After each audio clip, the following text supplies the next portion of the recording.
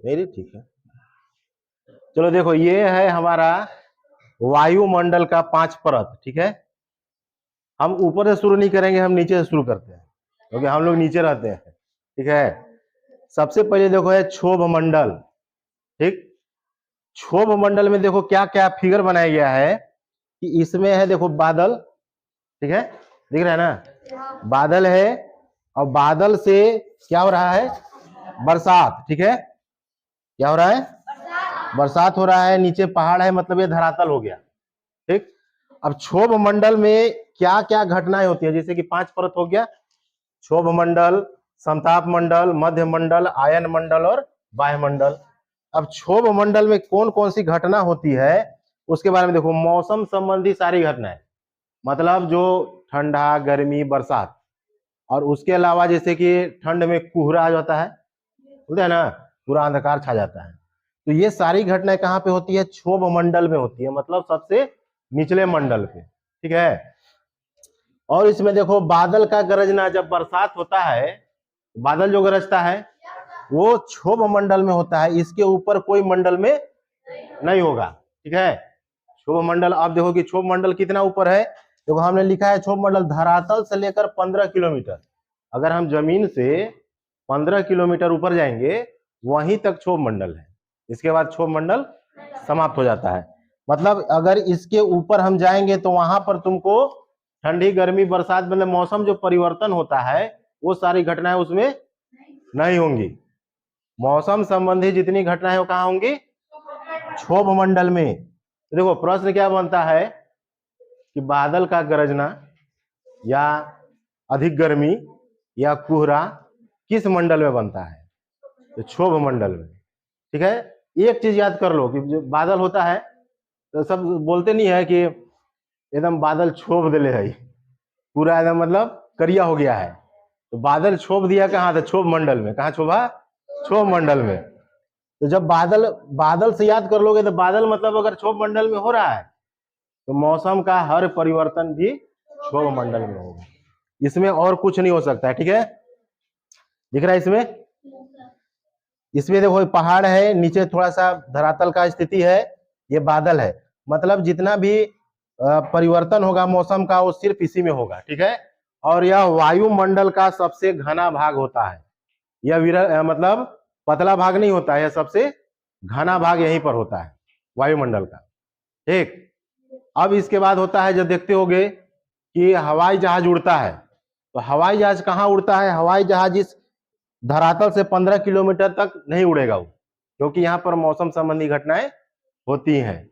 वह क्या करेगा कि वह धरातल से उड़ेगा तो इस 15 किलोमीटर को पार करके सीधे समताप मंडल में प्रवेश करेगा वो, और वहीं पर वो उड़ता है, चलता है। ठीक है, क्योंकि अगर वह यहाँ पर, अगर वायुयान यहाँ चलने लगेगा तो हो सकता है कि मौसम खराब हो जाए। ठीक है, तो उसको परेशानी होगा, तो सबसे पहले यहां से निकलकर यहाँ पहुंचता है और यहाँ पर ही आराम से वह अपना सफर तय करता है।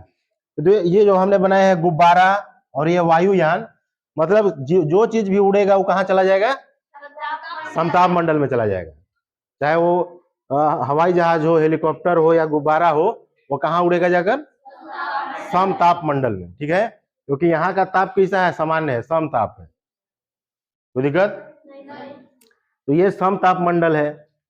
अब इसके बाद समताप मंडल देखो 15 किलोमीटर तक तुम्हारा क्षोभ मंडल हो गया। ठीक है, और 15 से 16वें किलोमीटर से लेकर 50 किलोमीटर तक समताप मंडल होता है। ठीक है, जब 15 किलोमीटर हम पहुंच गए तो वो एक बॉर्डर हो गया, और उसके बाद जैसे हम 16 किलोमीटर में प्रवेश करते हैं तो समझो कि हम समताप मंडल में हैं, और समताप मंडल 16 किलोमीटर से लेकर 50 किलोमीटर तक है ऊपर, जितना ऊपर जाओ। ठीक है, तो 50 किलोमीटर, 16 से 50 किलोमीटर में ये वायुयान, गुब्बारे, मतलब जितने भी हवाई जहाज, हेलीकॉप्टर उड़ते हैं वो समताप मंडल में।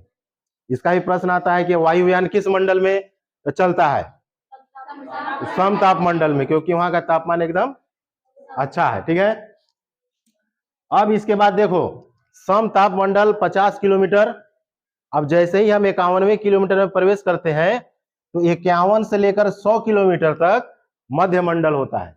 कौन सा मंडल होगा, मध्य मंडल। इस मंडल में देखो क्या होता है, इस मंडल में उल्कापात की घटना होती है।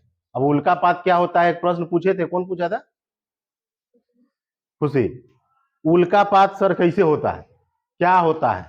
ठीक है, देखो उल्कापात कभी रात में, अगर गर्मी के रात में अगर बाहर सोते हैं लोग या बैठे रहते हैं तो देखते हो कि आसमान से वो तारा टूटा, और जब तारा टूटता है तो खुशी है कि छत पर गिर जाता है गिरना है ना, नहीं गिरा है? तो जो तारा टूटता है वो तारा नहीं होता है, वही क्या होता है, उल्का। वो उल्का पिंड होता है, उसको उल्का बरसात कहते हैं, लेकिन उसको दूसरे शब्दों में कहते हैं कि टूटता हुआ वह तारा है। बहुत लोग टूटता हुआ तारा देख के कुछ विश करते हैं, मांगते हैं कि कुछ मिल जाएगा। अरे खुदे टूटा हुआ है तो क्या देगा तो मध्य मंडल में देखो यही उल्कापात होता है। ठीक है, उल्कापात देखो कभी भी, अब सोचो कि अगर उल्का पिंड वहां से टूटता है तो टूट कर कहां जाता है, वो है, वो पृथ्वी पे नहीं आता है। 99% उल्का पिंड धरती पर नहीं आता। होता क्या है, यहां पर गैस है, हवा है, जब उल्का पिंड टूटा तो इस हवा, जो यहां पर हवा है, उसके साथ वो घर्षण करता है।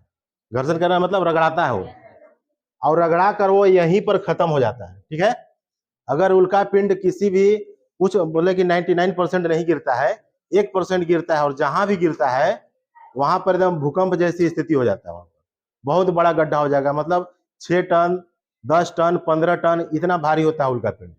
और समझो कि अगर पृथ्वी पर गिर गया तो क्या हाल होगा उस जगह का। तो होता क्या है कि वह इसी मंडल में, मध्य मंडल में, वह घर्षण, हवा के माध्यम से घर्षण करके यहीं पर वह खत्म हो जाता है। ठीक है, तो ये हो गया उल्का पिंड, समझ गए? अब उल्का पिंड में कोई डाउट है? उल्का पिंड क्या होता है, एक टूटता हुआ तारा है। ठीक है, वह जब ऊपर से गिरने लगता है नीचे तो वह हवा के साथ घर्षण करता है और वह मध्य मंडल में ही समाप्त हो जाता है। ठीक है, वह इधर समताप मंडल और क्षोभ मंडल तक नहीं आ पाता है, लेकिन 1% उल्का पिंड आता है। देखो उल्का पिंड किस चीज से बनता है, वह 3 कैटेगरी में होता है उल्का पिंड। एक होता है लौह, जो कि पूरे उसमें लोहा का तत्व पाया जाएगा। अब एक होता है चट्टानी, मतलब उसमें सिर्फ पत्थर होगा। और एक होता है लौह और चट्टानी, दोनों मिलकर। 3 प्रकार के उल्का पिंड होते हैं।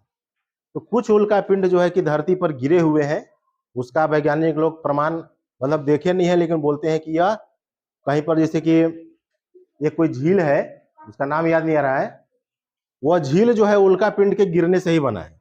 वैज्ञानिकों का यह दावा है, उस पर रिसर्च लोग कर रहे हैं। ये हो गया मध्य मंडल। क्षोभ मंडल, समताप मंडल और मध्य मंडल ठीक हो गया, कोई दिक्कत? अब इसके बाद आता है आयन मंडल, जिस पर कल हम लोग चर्चा कर रहे थे ना। टीवी चालू करो, रेडियो चालू करो, मोबाइल चालू करो। ठीक है, तो आयन मंडल में ही देखो रेडियो और टेलीविजन का जो है कि प्रसारण होता है आयन मंडल से ही। यहाँ पर जो है रेडियो तरंगे होती हैं। ठीक है, रेडियो तरंगे मतलब एक ऐसा तरंग, जैसे कि मान के चलो कि टीवी टावर है डाल्टनगंज में, हम लोग क्या करते हैं, सीरियल का टाइम हुआ, बटन एक चिप दिए, जैसे वहां गए, वो बटन बोर्ड पर वो चिप दिए, टीवी चालू। अब वो चालू कैसे हुआ, तो देखो सबसे पहले क्या होता है कि रेडियो तरंगे जो होती हैं वह यहाँ पर एक्टिव रहती है। देखो ये सब तरंग है सब। ठीक है, इसको रेडिएशन हम बोल सकते हैं। ठीक है, ये जो तरंग है वो वहां पर एक्टिव हो जाती है, और वहां से वो सीधे जो टीवी टावर होता है वहां पर अपना सिग्नल भेजती है, और वहां से उस टीवी टावर के अंतर्गत जितना भी टीवी होगा वहां पर जो है कि प्रोग्राम चालू हो जाएगा सिर्फ एक बटन दबाने से। उसी तरह रेडियो होता है, और ठीक उसी तरह भी मोबाइल है। मोबाइल का भी वही सिस्टम है, हम जब किसी को नंबर डायल करते हैं तो डायरेक्ट उसके मोबाइल में नहीं जाता है, वो कहाँ जाता है, सबसे पहले आयन मंडल में। ठीक है, आयन मंडल से वह रिटर्न होता है कि जिसके पास हम फोन लगाए हैं वह किस नेटवर्क के एरिया में है। जैसे हम अभी सरेडी में है, तो सरेडी में देखो टावर है ना यहाँ सामने, तो अगर हम सरेडी से ही सरेडी में लगा रहे हैं तो हम जब नंबर डायल करेंगे तो सीधे जाएगा आयन मंडल में, और आयन मंडल से उसको सर्च करके फिर सेरेडी के नेटवर्क में उसको भेजेगा, तब तुम्हारे मोबाइल में वह रिंग बजेगा। लेकिन ये सारी घटनाएं चंद सेकंडों में होती है, हम लोग को समझ में नहीं आता। हम लोग कहते हैं नंबर दबा, एक आध गो रिंगटोन बढ़िया बजा, हाँ उठा लिया, ठीक है। तो ये आयन मंडल का यही काम है। आयन मंडल में कौन सा कार्य होता है? इस मंडल द्वारा रेडियो तरंगे पृथ्वी की ओर परावर्तित की जाती है, ठीक है। जो भी रेडियो तरंगे हैं, रेडियो एक्टिव तरंग वेव्स, वो कहाँ आएगी? पृथ्वी की ओर आएगी। आ रहा है समझ में? तो ये हो गया तुम्हारा आयन मंडल। अब देखो इसके बाद है बाह्य मंडल। बाह्य मंडल मतलब सबसे बाहर का मंडल। कल बोल रही थी, खुशी पूछ रही थी ना कि उपग्रह कैसे चला गया ऊपरे। तो उपग्रह देखो, एक कृत्रिम उपग्रह मतलब बनाया हुआ उपग्रह, ठीक है। एक जैसे कि हमारा पृथ्वी का उपग्रह कौन है? चंद्रमा है। तो चंद्रमा को हम लोग तो बनाए नहीं है, तो वह कृत्रिम उपग्रह नहीं हुआ, वो नेचुरल है, ठीक है। इस उपग्रह को यहां से भेजा गया, तो जिसको यहाँ से जमीन से वैज्ञानिक लोग बनाते हैं जिस चीज को, और इसके बाद उसको ऊपर जो है कि सेट कर देते हैं, उसी को बोला जाता है कृत्रिम उपग्रह। अब इसमें प्रश्न यह बनता है, देखो इस मंडल में हाइड्रोजन एवं हीलियम गैसें पाई जाती हैं। तो बाह्य मंडल होता है, देखो इसमें कोई माप नहीं लिखे हैं ये कई किलोमीटर है, लिखे हैं? क्योंकि बाह्य मंडल है, वो चला गया बाहर। 200 किलोमीटर के बाद जब ऊपर जाओगे तो उसका कोई नाप परिमाप नहीं है। वह 201 से लेकर ऊपर जहां तक जाओ वो सब बाह्य मंडल में आ जाता है, ठीक है। तो वहां पर दो मुख्य गैसें पाई जाएंगे, हाइड्रोजन और हीलियम। और हाइड्रोजन और हीलियम और किस में पाया जाता है? सूर्य में ना पाया जाता है ना। अब जो कृत्रिम उपग्रह है या बाह्य मंडल में कैसे सेटल हो गया, ठीक है। तो हम एक दिन बता रहे थे कि एक होता है पलायन वेग, होता है ना। पलायन वेग देखो ऐसा वेग है 11.2, समझ रहे हो? 11.2 किलोमीटर प्रति सेकेंड। कोई दिक्कत नहीं। देखो जो 11.2 किलोमीटर प्रति सेकेंड की रफ्तार से अगर धरती से किसी चीज को ऊपर फेंका जाए, रफ्तार क्या है? 11.2 किलोमीटर प्रति सेकेंड, मतलब एक सेकेंड में वह 11.2 किलोमीटर का दूरी तय करता है। तो वह कहां से? धरती से ऊपर की ओर, तो वह सीधे कहां चला जाएगा? बाह्य मंडल में चला जाएगा। क्यों? क्योंकि यह जो स्पीड है, यह गुरुत्वाकर्षण जो ताकत है उससे वो बाहर हो जाता है, फिर गुरुत्वाकर्षण उसको पकड़ नहीं पाता है, ठीक है, इसीलिए वो बाहर चला जाता है। कोई भी चीज, जैसे देखो बताया था कि पेड़ पौधा है, कोई भी फल है, वह नीचे की ओर क्यों झुका रहता है? गुरुत्वाकर्षण बल के कारण, क्योंकि जमीन के अंदर क्या है? गुरुत्व केंद्र है, और गुरुत्वाकर्षण बल जो है कि उसको अपनी ओर, पृथ्वी अपनी ओर खींचती है, ठीक है। तो गुरुत्वाकर्षण का खोज किसने किया था? हाँ, किसने? बताओ, सही बोल रहा है, न्यूटन। न्यूटन का नाम, पूरा नाम क्या था न्यूटन का? आइजक न्यूटन, ठीक है। वो लंदन के वैज्ञानिक थे। उन्हें कहानी पता है ना कैसे गुरुत्वाकर्षण खोजे थे? नहीं, ठीक बोल रही है। सेव का पेड़ है, तो सेव के पेड़ के पास जो है कि वह क्या थे? बैठे हुए थे, लेटे हुए थे, सोए हुए थे, बहुत सारा कहानी बनता है। तो उसके नीचे जब बैठे हुए थे तो सेव जो है कि नीचे गिरा। नीचे जब गिरा उनके सिर पर, शरीर पर जो भी गिरा, तो उसको उठा के वो सोचने लगे कि ऊपर से जब गिरा वह, तो वह ऊपर की ओर वहां से टूटा, तो नीचे क्यों आया? ऊपर की ओर क्यों नहीं गया?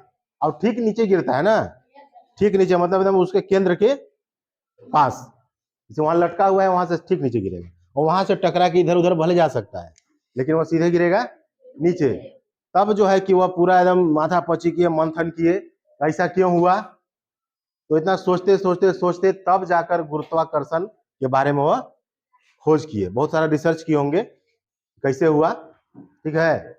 अब मोहसिन है, अगर ये पेड़ के नीचे रहता और सेव गिरता लेकिन वो सोचता है उठा के खा जाता है पहले खा लेते इसके बाद सोचा जाए है। कोई भी फल है वो अगर किसी के ऊपर गिर जाए, अभी तो किसी के पेड़ में लगा होगा मार तोड़ तोड़ के खा जाएगा सब।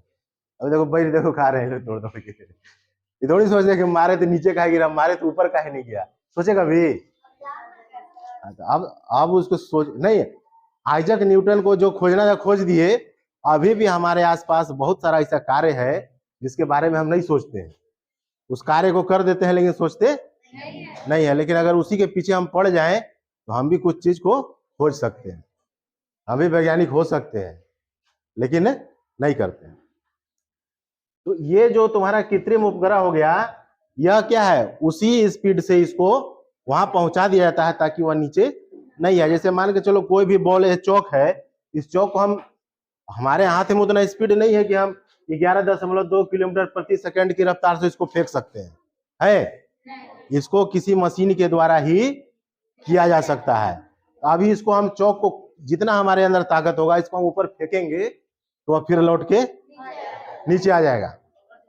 ठीक है, आ जाएगा ना। और अगर हमारे हाथ में वो मशीन होता, उसको रखते, बटन को चिपते, वो सब सेट होता उसमें कि इसको इतने स्पीड से, जैसे बाइक वगैरह में सेट रहता है ना, कितना स्पीड से जा रहे हैं फोर व्हीलर में, इसको फेंक देते फिर चौक वापस नहीं आता। क्यों? क्योंकि यह गुरुत्वाकर्षण ताकत से वो ऊपर चला जाता है, और जो भी गुरुत्वाकर्षण के अंदर में आएगा वह वापस लौटकर आ जाएगा। जो गुरुत्वाकर्षण ताकत के अंतर्गत आएगा वह वापस लौटकर नीचे आ जाएगा। लेकिन जो गुरुत्वाकर्षण ताकत से बाहर चला गया वह नहीं आएगा। ठीक है, चाहे कोई हो, वस्तु हो या सिद्धार्थवा हो, इसको भी अगर फेंक देते हैं 11.2 किलोमीटर प्रति सेकंड की रफ्तार से, तो बाह्य मंडल में जाके इसे गोले गोल घूमत रहेगा इसे, है। और वही जो सिग्नल भेजेगा कि लो टीवी देखो, लो मोबाइल चलाओ। तो ये हो गया बाह्य मंडल। देखो तो 5 मंडल हो गए, बाह्य मंडल, आयन मंडल, मध्य मंडल, समताप मंडल और क्षोभ मंडल। अब इस मंडल में कोई दिक्कत है किसी को? क्षोभ मंडल में क्या क्या होता है? एक चीज याद कर लो कि मौसम संबंधी घटनाएं कहाँ होती है? क्षोभ मंडल में। अब मौसम में सारे मौसम जोड़ दोगे उसमें, ठीक है। इसके बाद समताप मंडल में क्या होता है? किसी भी चीज को उड़ाया जाता है, ठीक है, चाहे वो हवाई जहाज हो, हेलीकॉप्टर हो या गुब्बारा हो, वो जाएगा समताप मंडल में। मध्य मंडल में क्या होगा? उल्का पिंड, टूटता हुआ तारा दिखाई देगा, ठीक है, वो आंख बंद करके कुछ मांग लेना, मिल जाएगा। और इसके बाद देखो आयन मंडल में क्या होगा? रेडियो एक्टिव वेव्स ना, रेडियो तरंगे पृथ्वी की ओर वह परावर्तित करती है, और उसी के माध्यम से हम टीवी देखते हैं और रेडियो सुनते हैं और मोबाइल को चलाते हैं, ठीक है। अब बाह्य मंडल में क्या होता है? जितने भी उपग्रह होते हैं वो कहाँ चले जाते हैं? बाह्य मंडल में, क्योंकि वह बाह्य मंडल में नहीं जाएगा और यहाँ रहेगा तो वापस नीचे गिर जाएगा, ठीक है, क्योंकि यहाँ तक क्या है? गुरुत्वाकर्षण है, और यहाँ पर गुरुत्वाकर्षण नहीं है, वो सेट हो जाता है जाकर। किसी को दिक्कत है? चलो ठीक है।